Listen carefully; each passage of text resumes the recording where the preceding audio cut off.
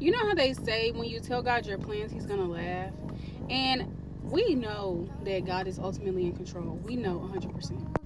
I just think that sometimes, like when we have expectations and it doesn't match reality, there can sometimes be a grief process with that.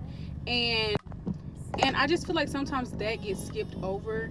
And I know as Christians, sometimes we try to like we'll say Bible verses, we'll say things like God will do exceedingly and abundantly more than you can imagine. Like those are from the Bible. It's supposed to give us hope. But I think that acknowledging that fact that I didn't get what I thought I wanted or what I want, and it didn't go my way. I feel like there's nothing wrong with having that discussion and allowing people to grieve properly, to be able to fully see like God's whole big picture.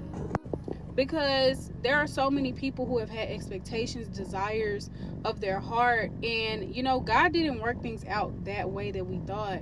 But being able to discuss that and have someone to confide in when we are experiencing that grief, I feel like that would make situations so much easier to go through, because it's not like being dismissive. And I know that by encouraging someone with the Bible verse, that's simply what it is, encouragement. But just having that conversation with someone else, like, hey, like, I thought this was gonna be my life, and then I was disappointed about that. And someone else who may have been through the same thing, they can be like, I went through that as well, disappointed for X amount of time, and this is how I got through that. This is how God changed the desires of my heart. This is how God comforted me, guided me, and strengthened me during that time, and look where I'm at now.